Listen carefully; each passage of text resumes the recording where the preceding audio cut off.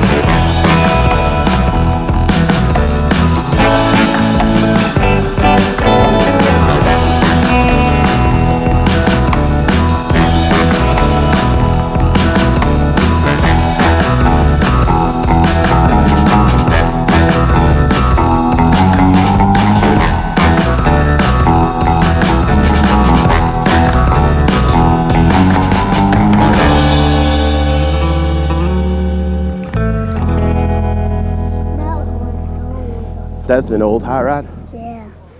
Do you like that old hot rod? No. No? It's got broken. It's broken? Yeah. You gotta fix it? Oh, I'm ordering it. Oh, that is an old hot rod. Where's the motor then? The motor's in the front. You think that one's fast? No. It's slow. It's slow. Yeah, it's got a slow motor. It's pretty cool. It was probably pretty awesome at some point. Evan's heads. Why it's on a trailer? Why? Because that guy's trying to sell it. Yeah. Because I guess he doesn't want it anymore. All right, we're here. Iron Invasion. It's not a beach, and there's no hurricane. So we did okay, and the truck ran great. The Strombergs are really good. We sold some stuff. We made some friends. We laughed, we loved, we cried. We laughed, we loved, we cried. Mostly cried. I just want to go to bed now. Can I go to bed? No. I'm really tired. I'm sick. It runs good, but I just really want to go home.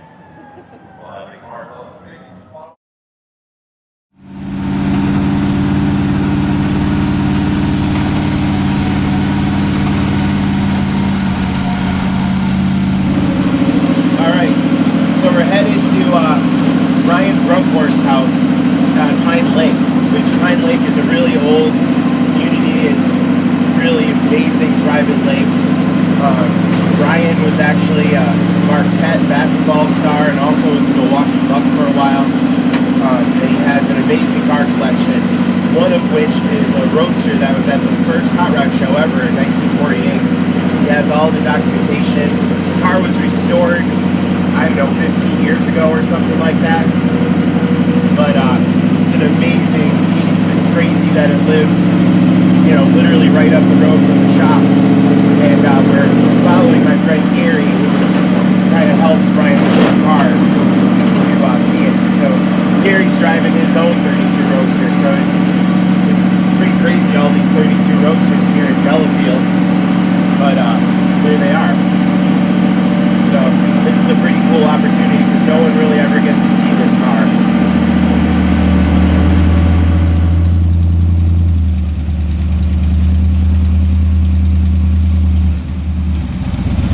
This is pretty expensive stuff around here. It's all old money.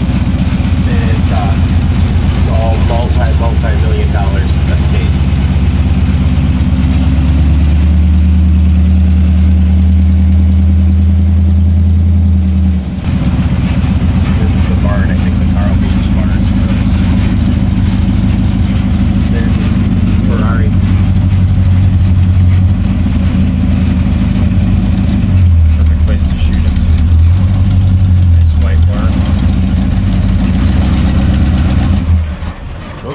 That was it.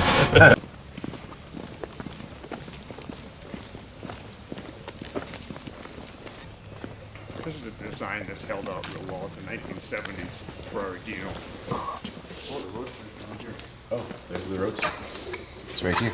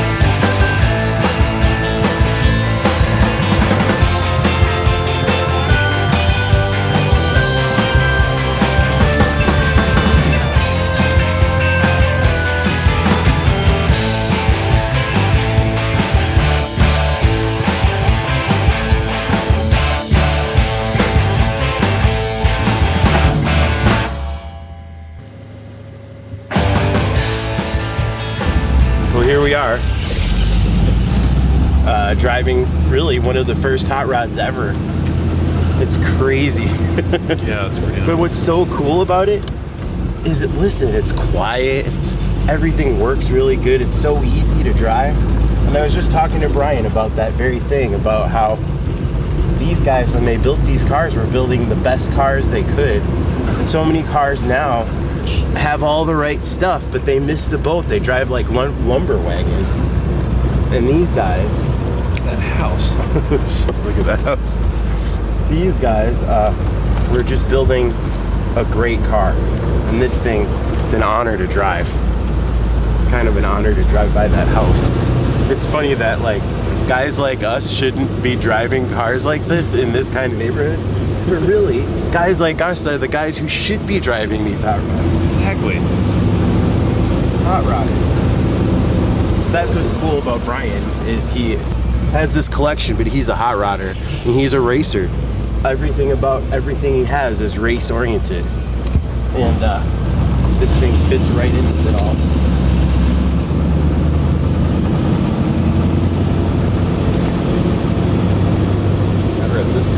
I think we're at somebody's house. Look at that bombed out Mustang. Hey, there's the panel. There's the panel. It looks pretty good. Not built in 1947. Squirrel.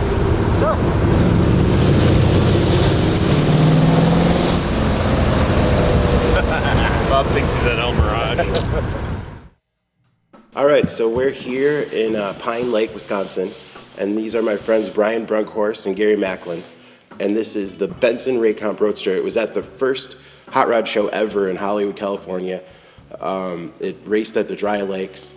It's got, a million years of history at this point, and Brian ended up with it a few years back. How did you get into cars like this, and what made you want to find such a historical car like this one?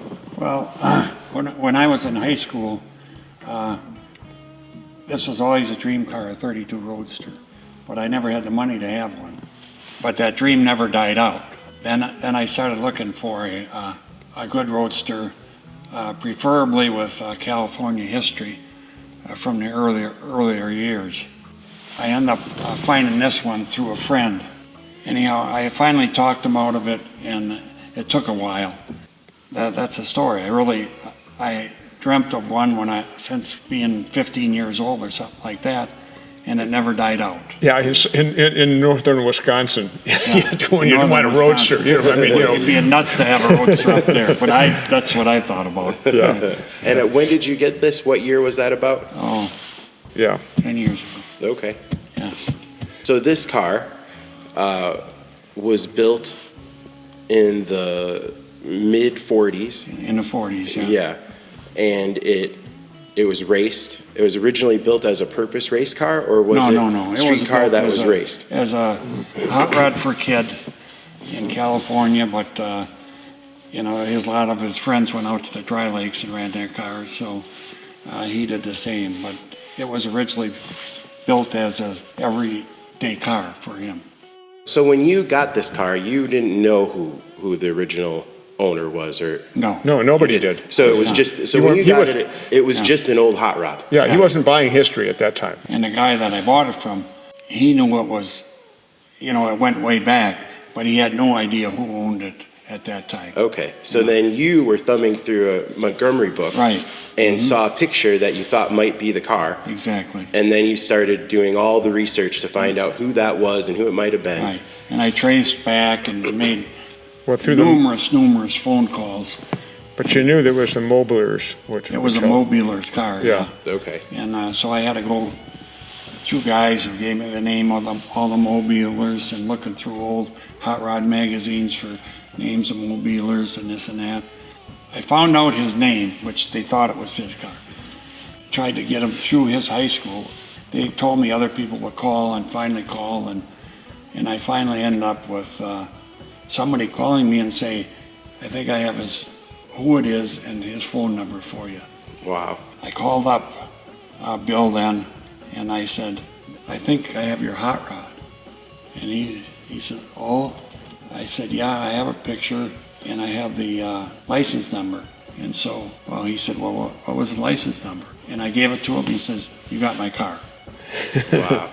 And so then you contacted him, and he had all the receipts from when he had it built, and Every receipt from the building the car, everything. He had everything. There was a big sports car show, and they didn't get enough sports cars, so they decided to have the local clubs come in, and they picked 12 cars out for because then that was the last sports car show and the first hot rod show the next year. wow. The local clubs came down. There's that famous photo that's Right. in the museum in Pomona, and they lined all those cars up, and they picked 12 cars. And Bruce Meyer, the Doane Spencer car and the McGee Roadster are the other there, two yeah. surviving cars from that show, and then this car is. So Brian, through his research, determined that his car was practically on that level because of of being in that show, and through his hard work. And the neat thing is it afforded an opportunity to meet Bill and his wife Ruth Right. at the LA Roadster show in '09, and Brian had him driving the car again out there. I mean, Yeah. that was really a hoot. And he said he kicked himself ever since he sold it, but it was gone, and he didn't know where it went. And then, of course, so many of the features on the car now, the Mercury steering wheel and the Stuart Warner dash and stuff were stuff he put on to upgrade it, and the side headers and the aluminum hood with the lunchbox tabs were all done for the show. So what an amazing story for you to seek out an original hot rod like this, and then find a random picture in a book, and then start this process of researching it. It's pretty special. So I mean, it's pretty amazing. It's still intact, and it didn't get turned into something else. That's probably what is amazing is it kind of got hidden away and wasn't driven for a long time. So that's probably why it stayed like this. A random picture. Well, anyone who's really interested in hot rodding from California and that has been through Montgomery's books. Oh yes. And it really covers a lot of cars from out that. Yeah, it fell through the cracks. I mean, Yeah. it's just that somebody else didn't pick that up. Yeah, it's crazy because it was different times, but they were inventing this stuff back Oh, then. sure. Yeah. And they got it so right the first time. Yeah. And it's pretty amazing to be able to see this. And then for you to be able to piece this whole story together and be able to find out the history of what it is. Because so many times we run into old hot rods and it's an old hot rod, but you don't know where it came from or Right. where it's been. And it makes this one extra special. Well, and it's amazing that it's a 32 Roadster, so it's 80 some years old. But it's been a hot rod for most of that time. Yeah. Oh, yeah. Which is Right. even more amazing. Yeah. I mean, it was only 15 years old and it became a hot rod. Yeah. So, Right. It was a time back in California that they did that. Yep. The 32 Roadster has a drop front axle, all early driveline. It's a flathead V8. It has an aluminum hood that was made in 1947, 48. And side panels too, I think. And side Yeah. panels. It has the blonde headers. And they have receipts for all that stuff, so it's pretty cool. Thank you so much for giving us the opportunity to see your car and come to the barn itself is a showpiece. Thank you for being interested. Yeah. And We always love to talk to people like you guys. it's Bureau Cakes. Hey, driving a historical car. Oh man, I'm driving a car that raced a long time ago. So smooth, huh? You're getting on it. Careful, you're doing something. I don't know about getting on. I'm gonna pull up right here in this little barn thing and maybe take a couple quick shots of it. If I can get in there. I don't know if we should do that. Look at that cool barn though. That's not ours. Let me take a couple shots here.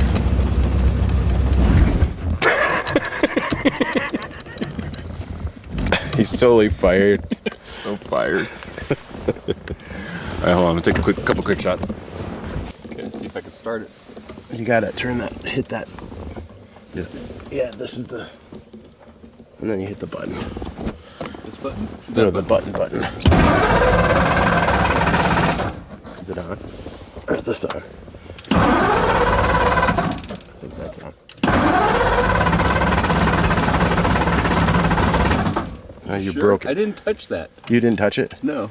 Well, that locks the steering, so don't turn that. Damn it, Piero. I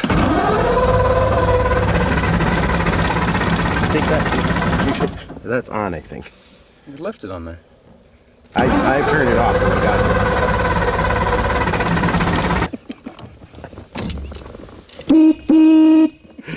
God damn it.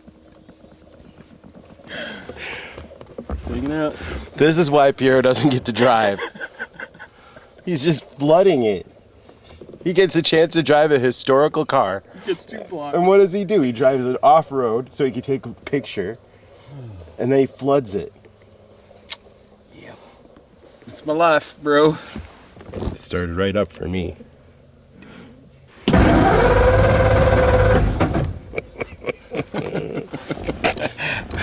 How to take a car that was built in 1947 and make it not run by Piero DeLuca.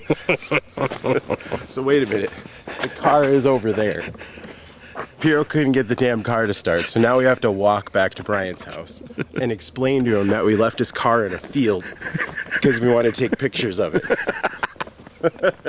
Son of a This bitch. is how everything goes. It's my luck. We had this elegant story going, and then it had to turn into like the way it always works out. It's because you told me to drive it, and I said I didn't want His to drive house it. totally isn't right here. It's like another mile. Oh, it's like another mile. 1 minute they're We were awesome. just talking about how great that car was, how well built. It's funny how it ran so good when I was driving. Yeah, it's funny. Yeah. A riot. Oh, this is awesome. And They I want, think hey, you want reality TV? There it is. I think it's gonna rain any second too. Yeah, that's true too. All right, so after a walk and some gasoline and some help from some friends, Piero's good to go again. He's Racer Piero once more. All right. You said hot rod. You're making me real You nervous. said drive it like a hot I rod. just want it to go in the garage and leave it okay at this point. That's all I want. Coming back around. We're coming back around. So he said lower garage? Yeah, lower garage, back it in. Back. Ciao, Gary.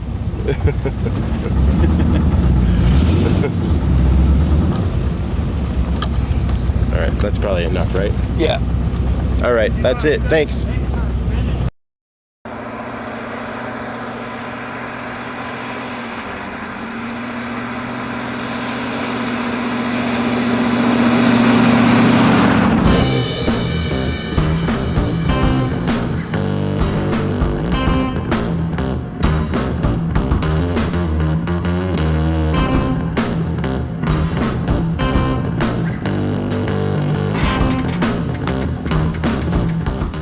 So yeah, the panel, it ran great. We've probably put about 400 or 500 miles on it now, driving it around, looking at old cars, and taking it to the Iron Invasion. So I'd just like to give a huge thanks to Stromberg for letting us test out their big 97s, and they performed flawlessly with very little tuning. Couldn't be better, actually. There's no way the old carburetors would have got us this far.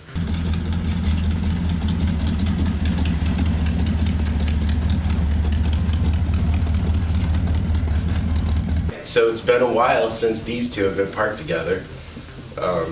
Growing up, that's where they lived, next to each other, so it's really good to have them back in the garage. I'm super proud of everyone who helped and thankful, and the panel's great. It's running great. It's like a real truck again. This truck has always been kind of the back burner. You know, the Roadster always took the show with my dad, and the truck, the panel was always just kind of the old beater that we drove around sometimes. Anyway, we ended up building a panel that I think is awesome. Wouldn't hesitate to get in it and drive it anywhere right now. And there's tons of little things to finish, but that'll happen over time. And for now, we've got a family cruiser, and it's at home in the garage where it belongs.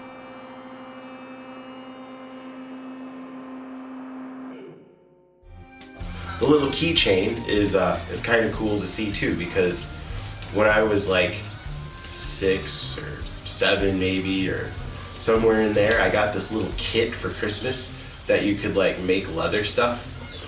And the first thing I did was make this little gray thing with the black, and it was gray. So I thought, oh, it can be the keychain for the panel.